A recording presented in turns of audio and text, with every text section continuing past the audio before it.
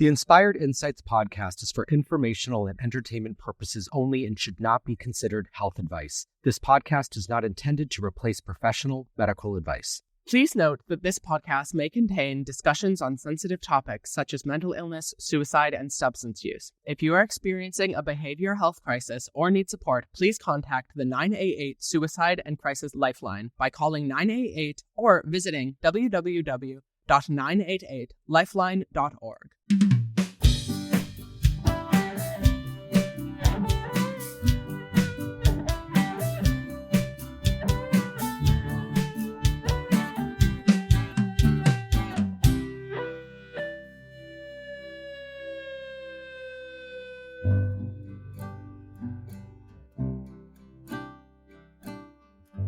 Hi, I'm Soren. Soren! I feel like I have to start every episode screaming, Soren! Yippee! Hi, Soren. Welcome back. Hi. Next episode of the Inspired Insights podcast. I'm Chris McLaughlin. I'm Soren Peterson. What have you been up to lately? It's been summer. I've been liberated out on the town and such. I've been doing a few public speaking gigs of late. Oh, that's right. Yeah, you've been doing like a speaker's tour. I wouldn't say a speaker's tour. I've been going to some relatively small speaking things for our local hospital. Yep. And I've found it super rewarding. Oh, I want to talk about this. Let's start with what has been your inspired insight of the week? So my inspired insight is involved with public speaking, and it is how rewarding it can be to both feel like you're advocating for a cause that you believe in and feel like you're being heard. I have found it incredibly rewarding to share my experiences publicly and my insights and feel like I'm making a change. And I think that's something super innate in humans. We need to feel like we are being useful and creating progress. And through my advocacy work, I've been getting that positive emotion. That's so cool. And that's so cool. We're going to talk about this. We're going to break this way down. My inspired insight for the week has been something, it was a meme that I saw floating around the Instabooks. And it essentially says that your greatest test as a human will be how you handle the people who have mishandled you. Really speaking to me about this idea of how when they go low, we go high, and rising above the criticism and the noise, and learning to forgive. Yeah, and we did a whole episode on handling criticism, and I feel like the way that we interact with those who are spewing negativity as us says less about them and more about us. You are spot on. The way that we react to stimuli is a comment on us rather than a comment on the stimuli. Yeah, I feel it's been interesting, and you and I have talked about this off air. It's been interesting as season 1 is out there, and folks are starting to respond to it, and we're starting to get some feedback and some questions, and people want to learn more. It's been interesting. Interesting might not even be the word. I because of some of my experiences that we talked about last season, with criticism and my work on a school board in my town, and being just kind of a very, very vocal and visible advocate for queer youth and the families who love them, I've been waiting for this other shoe to drop, Soren. So far, we're hearing so much cool stuff about the Inspired Insights podcast. People are reaching out, letting us know that it inspired conversation in their house, that they found some nuggets to take back to the school or to the patient experience rooms. And I'm feeling myself waiting for that other shoe to drop. And it hasn't dropped yet, but I feel like I've been conditioned to expect it now. Yeah. I think I have a sort of blind optimism approach to it. I feel like to some extent, And I noticed this public speaking, the audiences I was addressing wholeheartedly agreed with everything that I was saying and were prone to respond positively to it. Yeah. And I think the audiences that we are reaching with this podcast as of right now in its early stages are primarily people that will respond positively to it. They're choosing to listen for all the right reasons. Exactly. For all the reasons we want them to. Yeah, to your point, you've done more than a handful of some public speaking events of late, and I've been able to listen to a couple of them or be part of a couple of them with you. And you're right. Folks are there for a reason. They're there with curious minds, looking to learn, and really turning to you for your lived experience, your lived perspective as somebody who's experienced various kinds of healthcare, whether that's behavioral health or even primary care. And they're looking for you to help teach them how to do this differently.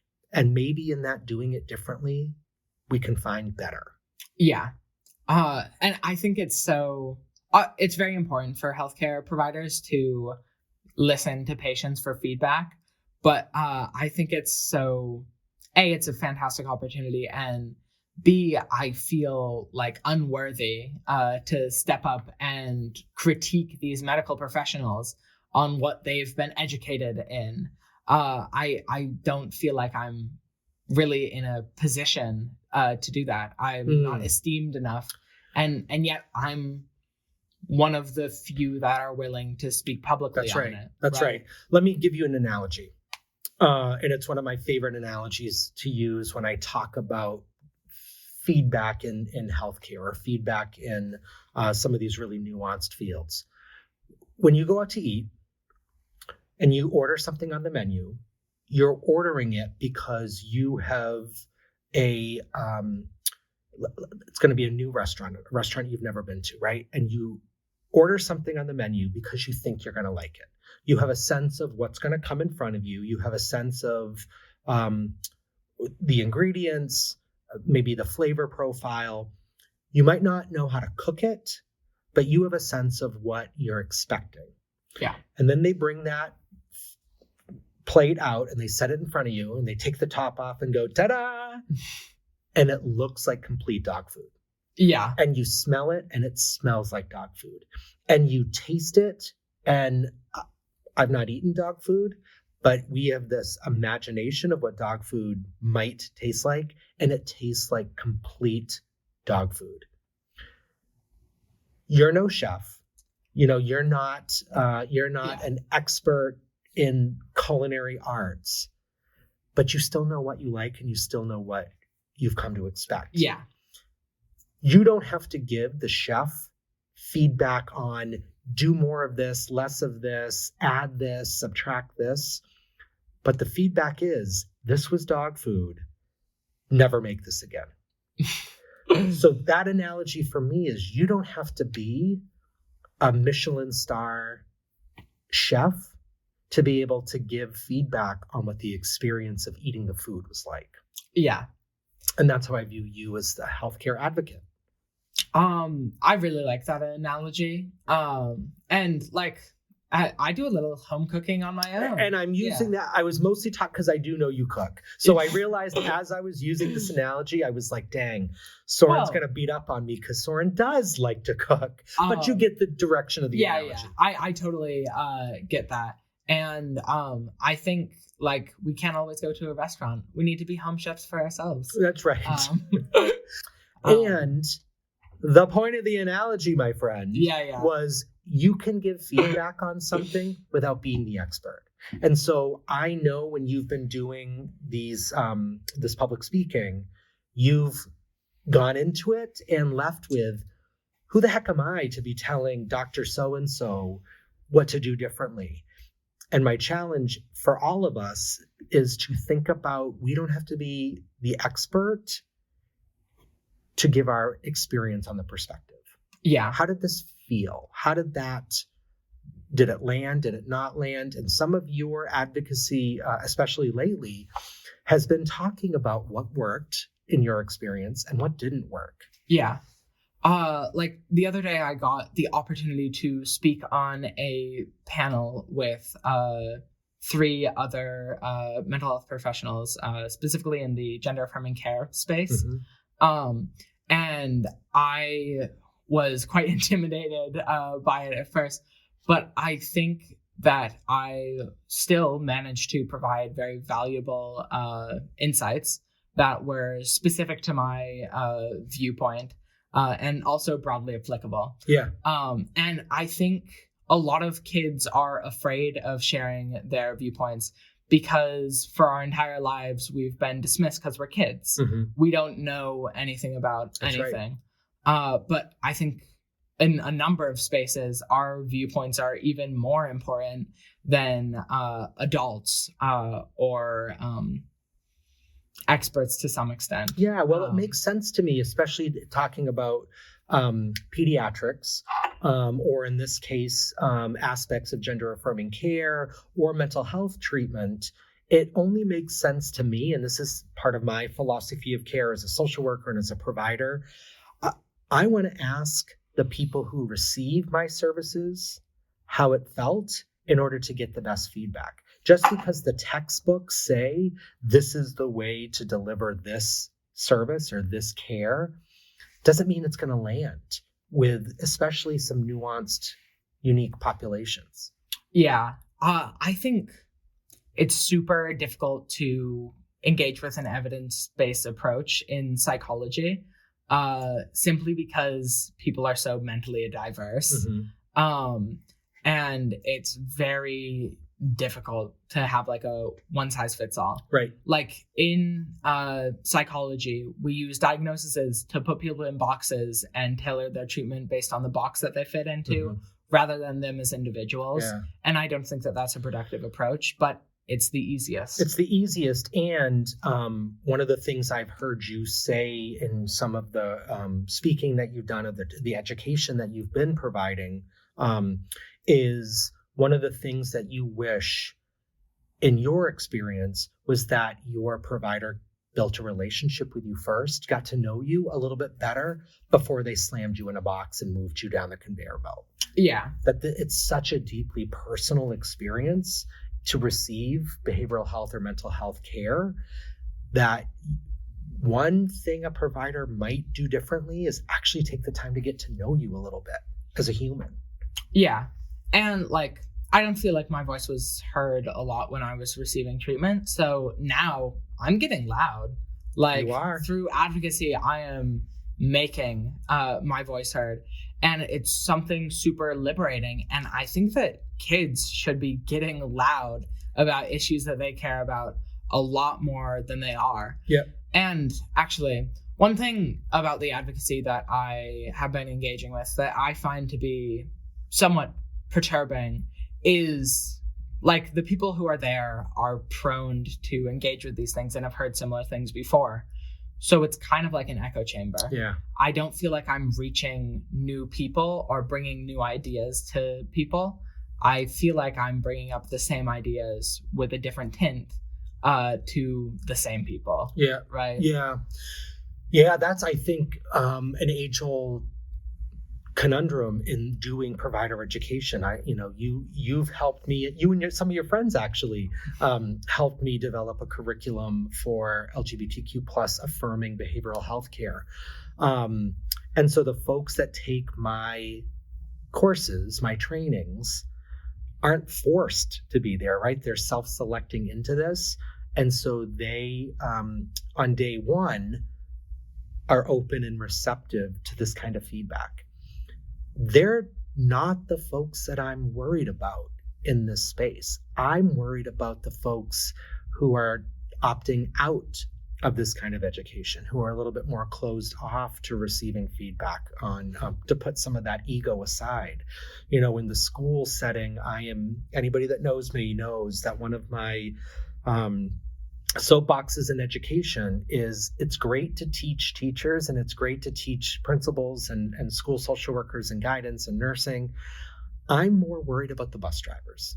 I'm more worried about the dietary staff, the folks working in the cafeteria. I'm more worried about the maintenance of the janitorial staff, the folks that typically don't get invited to participate in these trainings, yet by their roles, they are with kids all the time. And they are often the first witnesses to things like bullying or violence or depression, suicidality, anxiety. Bus drivers need to have mental health first aid training to support that kid who is having a moment on the bus. Yeah. I agree with you a lot, but also like it's a very difficult position that people who interact with kids are put in, where you're responsible for their mental well-being to some extent. And I don't think that bus drivers signed up to do that. That's right. The role has changed. Yeah. The roles that we have, like parental figures and like people watching over children is changing rapidly. Because we need to create more tailored environments. Yeah. And I've heard it. And yes, I agree with you as well. And I don't think you can have it both ways, right? Yeah. The world is changing. What we know about kids are changing. The behavioral health crisis, which you and I have spoken on this podcast in the past, has changed, whether that's a before COVID or during or after COVID phenomenon. Part of it really doesn't even seem super relevant to me. You can't work with children and not expect to need to intervene at some level with mental health, with bullying, with self-esteem and self-confidence, and just some of the tidbits that you're talking about, what worked for you. I just don't think we have the luxury anymore of saying, hey, I'm just a bus driver. I didn't sign up for this. Yeah. I would argue you did. Knowing what we now know about what's going on for kids today, you signed up for it. Yeah, I think, I don't know. They're service workers. They're getting paid minimum wage. 100%. I agreed with that. And I'm the first to advocate, like, let's pay people according to 100% to the actual responsibility. Yeah. Like if I am on a custodial team and my job is to clean the building after, when it's empty, after students and teachers have left for the day, that's a little different for me than somebody who is on site where kids and faculty are present. And I may be the person who finds the suicide note on the floor that's fallen out of a locker or a duffel bag. I might be the first responder to a fight that's broken out. I might be the first responder in a restroom, bathroom, and I see bullying happening, or I see substance use happening.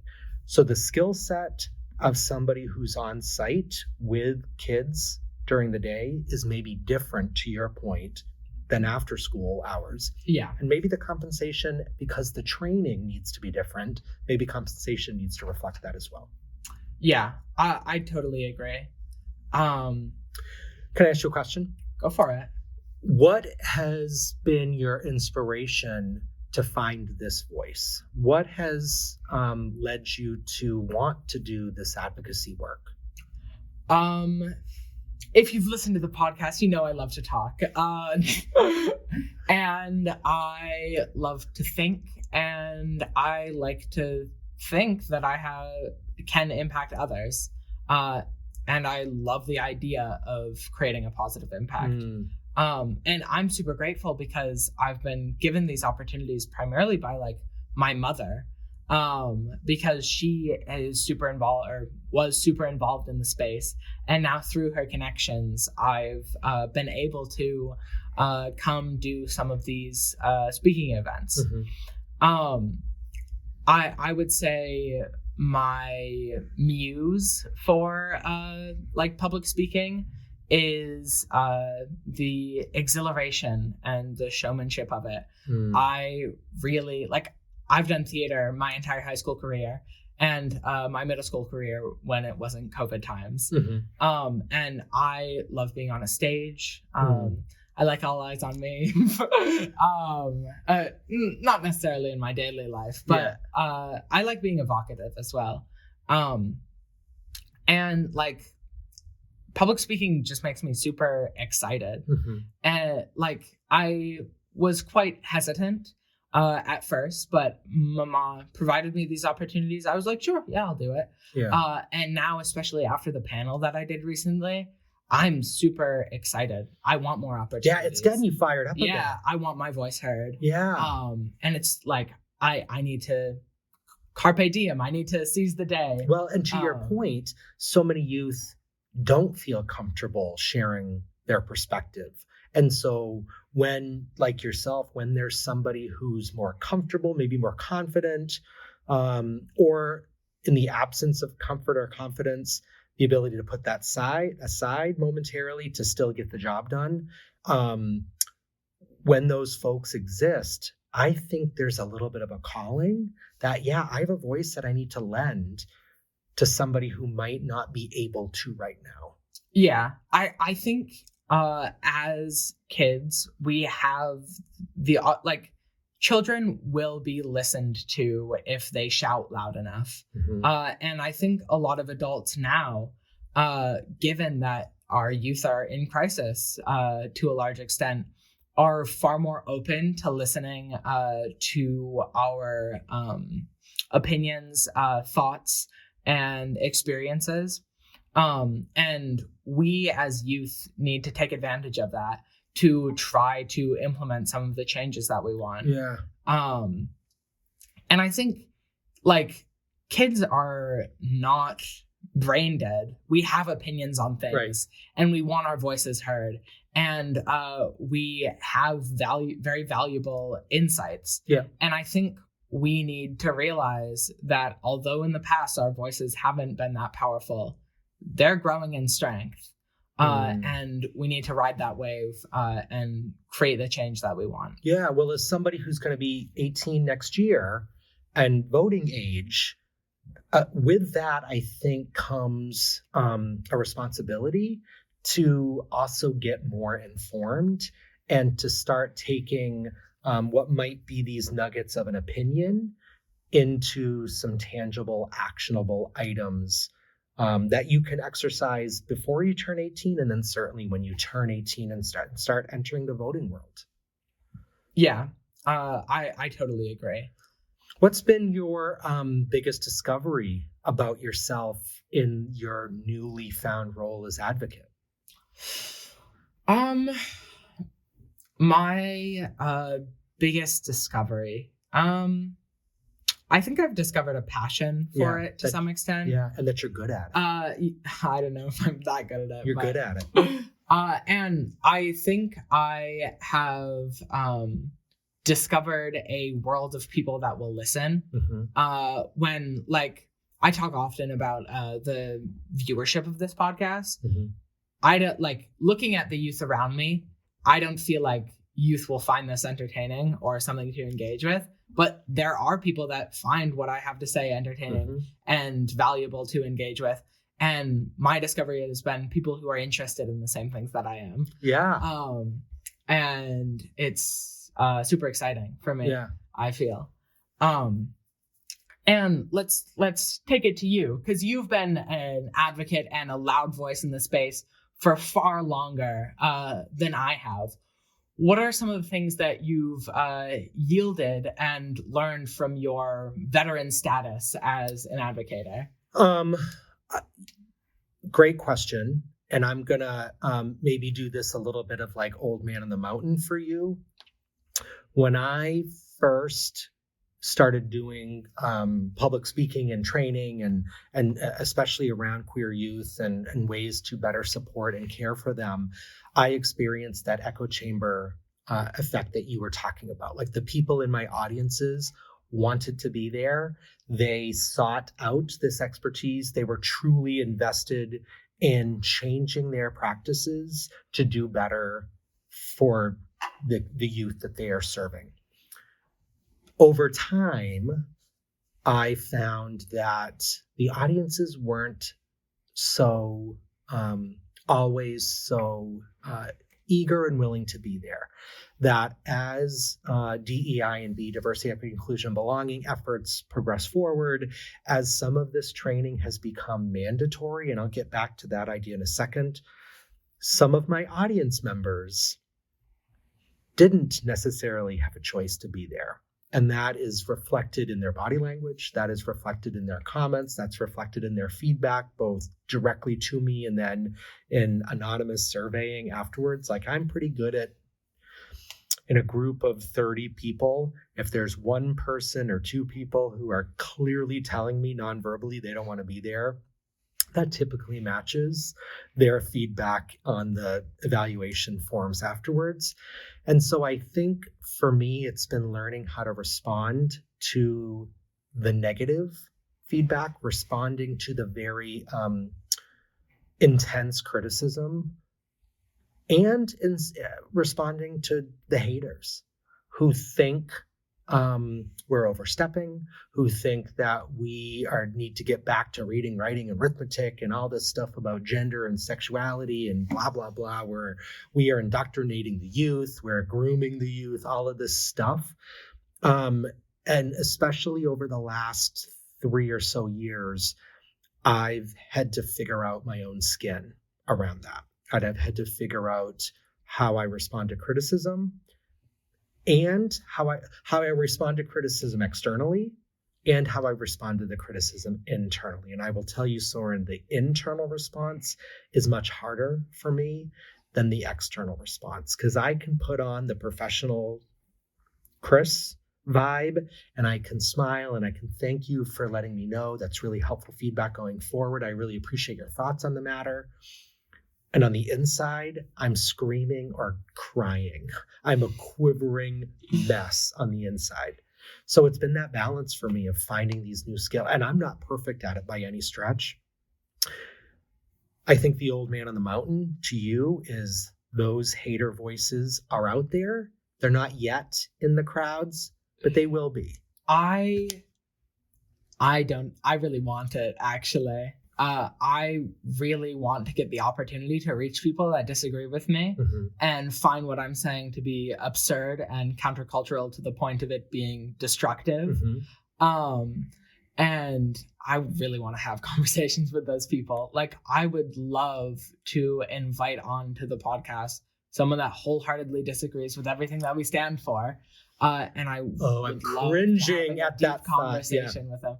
Well, like, obviously, it's scary to welcome people who don't like us into our safe space, but without doing that, we can't expand our safe space. Yeah. Right? Yeah. And I think I love getting to know the way that people rationalize their thought processes. I think I've spent a lot of time rationalizing and trying to understand and unwind my opinions. And I want to do the same for others and try to reach a common ground. And like, I don't like the echo chamber. I feel like I'm like just running my wheels in the mud and not getting anywhere. Yeah. And I just like, you see that as a bad thing. And I understand how it can be emotionally harmful. And it likely would be like, quite upsetting to me as well. But also in those moments where people are disagreeing with us and yet our voices are still reaching them, is the greatest opportunity, I feel, and the most exciting part of it. Yeah, I am so impressed by and jealous of your optimism with what can come from two opposing perspectives coming together in meaningful dialogue. Unfortunately, Soren, and we talked a lot about this in an episode of season 1, I don't necessarily find value in trying to convince somebody that their way is right or their way is wrong. And so let me give you another analogy. You know, I like to speak in analogies and metaphors, right? Here in our state, we have discovered recently that 25% of young people, high school students, identify somewhere on the LGBTQ plus continuum, right? 25%, 1 in 4. I am fairly certain that if 1 in 4 kids were allergic to bees, every single adult would be trained in EpiPen use, and we would have EpiPens on every adult person's body. They'd be in hallways. You wouldn't walk 10 steps without being able to grab an EpiPen if 1 in 4 kids were allergic to bees. Adults would be trained to protect 25% of kids. If 25% of kids are queer, I feel like we as adults have the same responsibility to protect them. And the way we protect queer youth is around education around needs, proper terminology, stages of coming out, the whole idea of pronouns and dead names and preferred names, and mental health first aid, the way that we create trauma-informed spaces, resist re-traumatization of individuals, and that's not happening. And so I feel like we have a mandate, and I don't think Maine is much different than any other state, frankly, in the country. I feel like we have a mandate, though, in our state to mitigate risk and train adults to keep 25% of our young people safe and well. That's not happening. That's one of the soapboxes that I'm out and about with all the time. I don't care if you believe that allergy to bee stings is real or not. I don't need you to agree with the science that this is what happens in your body, that this kid isn't faking their throat closing up or their body swelling in anaphylactic shock for you to be able to deliver that epi shot. And if you have some philosophical resistance to injecting somebody with a chemical, then this isn't the job for you. That's how strongly I view my perspective on teaching adults how to better care for queer kids. Whether or not you agree with it or not. If you choose to work in this sector, guess what? These are competencies just like first aid and other mandatory trainings. This is a part of the mandatory education that you must be part of. Therefore, the debate on if allergies to bee stings is real or not isn't even relevant for me. I don't need to convince you of the science for me to do my job. I totally agree with you. And I've echoed very similar sentiments previously. But at the same time, if these people don't believe in the treatment that they're giving or like the experience that the children are having, they can't provide that treatment as effectively. And like, I think the thing that trainings don't do is create open dialogue effectively because they're imposed on people rather than creating a common space for two individuals to interact on equal footing. And I think that interacting on equal footing is so valuable to changing minds. And I like changing minds rather than telling people what's going on. Carrots or hammers, right? But I totally agree with you too. Well, and it's difficult. It is difficult. And again, I respect your optimism around the magic that can happen when two sides come together. Like, and if we were engaged in a meaningful dialogue around, does pineapple belong on pizza? Yes or no? I'll have that discussion. I'm a pro pineapple person, by the way. Are you pro pineapple? I used to only get Hawaiian. Yeah. Oh, now you don't. Well, I hate red sauce on pizza. I prefer pesto. Got it. As a sauce. But... So when I have met people who are anti-pineapple on pizza, I'll have that discussion all day. Because at the end of that day, what's really on the line is our taste buds, right? The world will continue to revolve and no harm comes whether we get on the same page or not. I don't believe that's the case, especially when we're talking about queer youth in public education. So for me, there's so much on the line with this topic that maybe that, as I'm talking about this out loud with you right now, Soren, maybe that is a little bit what's driving my perspective on this. We have too much on the line. I can't waste any more time trying to convince you that pineapple on pizza is really, really yummy. I just need you to serve the pizza. Yeah. Right? And so I'm also very aware that as much as you and I love the advocacy roles that we have found ourselves in, there are people this very minute in time who are advocating just as strongly for the things that against the things that you and I stand for. And there are trainings that happen in our state, in our country, every single day, training people on how to fight against people like you and I. Yeah. And so there's just like all of this energy into who's right and who's wrong that I am so confident that I'm right on this issue, that our kids are at risk. And if we do not get intentional in creating safer spaces for them, lives are in danger. I feel to my soul that I am right. I'm on the right side of this issue, that I'm going to continue to do the advocacy work and not necessarily give a whole lot of more energy to the extreme haters. Yeah.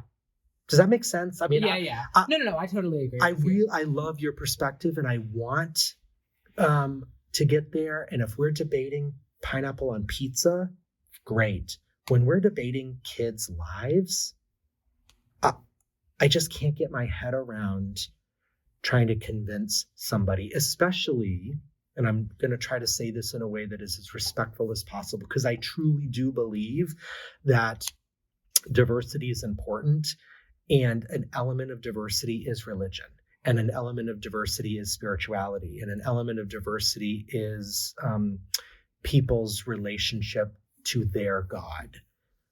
And as soon as that argument gets put on the table, I've got to I'm out.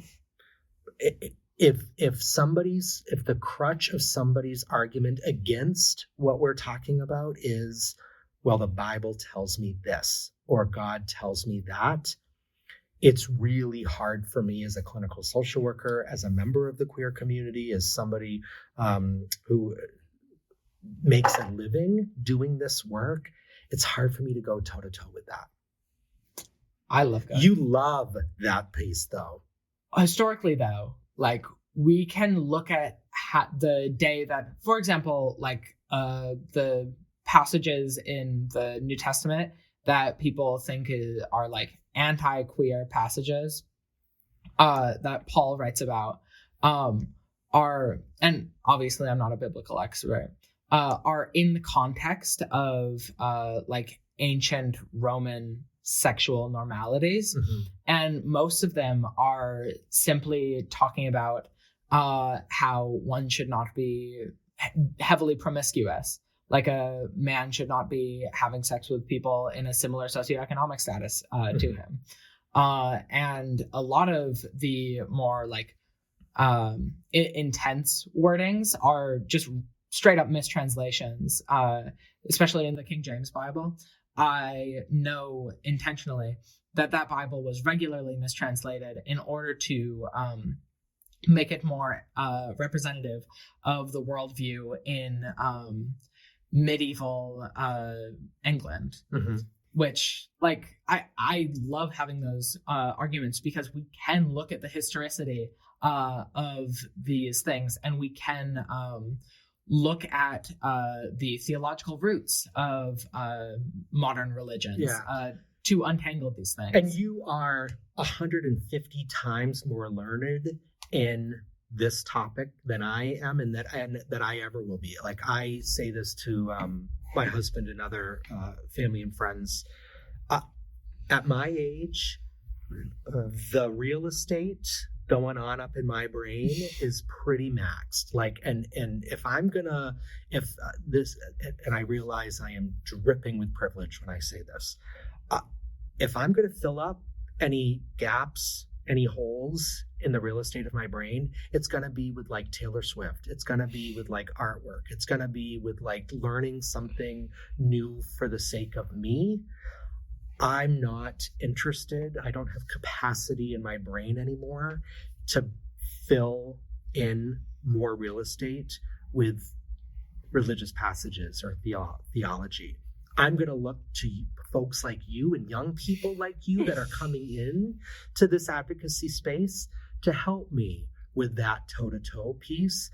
And all day long, Soren, if you and I find ourselves in the wrestling ring with folks who are throwing that kind of stuff around, my first response is going to be to turn around, high five you, tag, you're it, come on in, and I'll go sit back and watch, because I just can't bring myself to even go there at this place in my life. I think too, it's like, I just straight up like theology.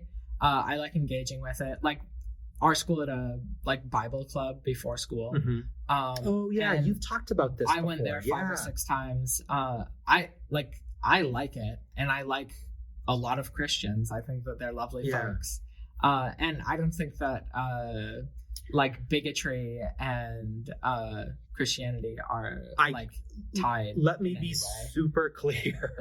By no stretch of the imagination am I painting folks with a broad brush of all these people feel this way. I am surrounded by the most caring, compassionate allies who also are regular churchgoers. I'm surrounded by folks who have master's degree in theology, and they are ranking members of their church. Who also are the first to wave at me at the corner of the Pride Parade as we march by. So I am by no means saying all these people are this.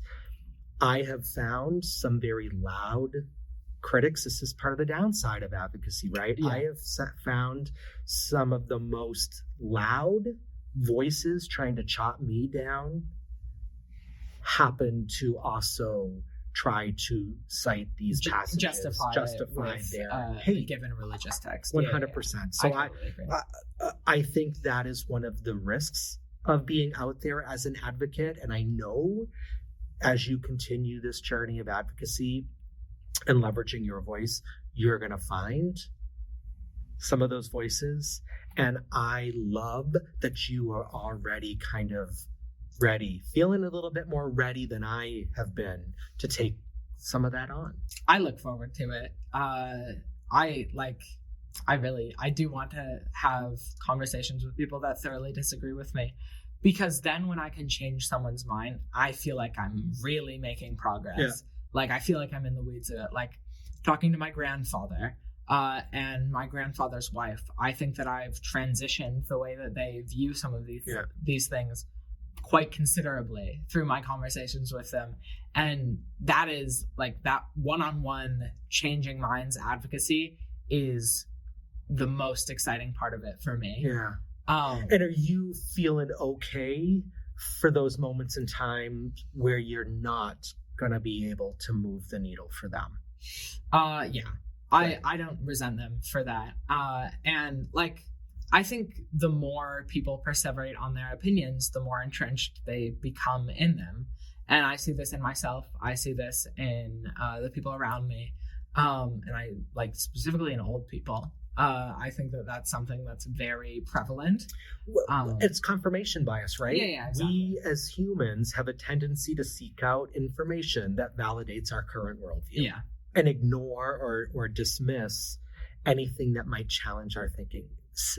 As humans, we prefer the safety of our own way of thinking.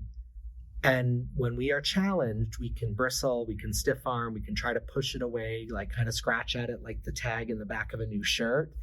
It's still there, but we do whatever we can do to try to distance ourselves from it. I think as long as someone isn't taking action and hurting others with their opinions, it's foolish to resent them for that. Yes, I agree with that. I value diversity of thought. As people who are members of the LGBTQ plus community, you and I, it is so different. We're no longer talking about pineapple on pizza. We're talking about our lives. Yeah. And so that for me gets a little line in the sand. Yeah. Let's end on a happy, positive note. What has been your favorite advocacy moment of the last couple months?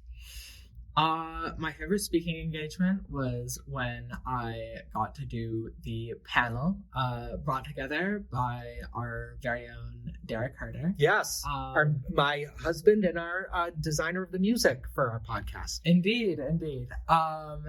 And I came away from that conversation feeling so rewarded. Good.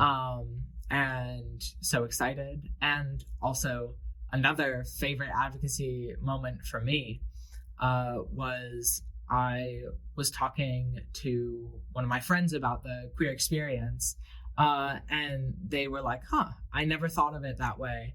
And I was like, wow, that's very powerful. Yeah. I really liked that. Yeah, and I think as advocates, we have to, similar to what we talked about in a previous episode just this season about collecting joy, as advocates, we have to collect those moments where we see the needle moving and bank those so we can reflect back on them when the conversations aren't going so well. Totally. Yeah. I'm so proud of you. I just want you to know that I'm so proud of this work that you're doing. I really am. I'm so proud of you. It takes strength. It takes courage. It takes vulnerability to put yourself out there and your story out there for the world to reflect on. And you are moving the needle. We may not be able to see the change right now, but you're moving the needle. So until the next time, I am Chris McLaughlin. I'm Soren Peterson. And this has been the Inspired Insights podcast. Thank you so much for listening. The Inspired Insights podcast has been brought to you by Inspired Consulting Group, LLC. Edited and produced by Amanda Seidel and Derek Herder. Marketing support for the Inspired Insights podcast by Elizabeth Keenan. Music by Derek Herder.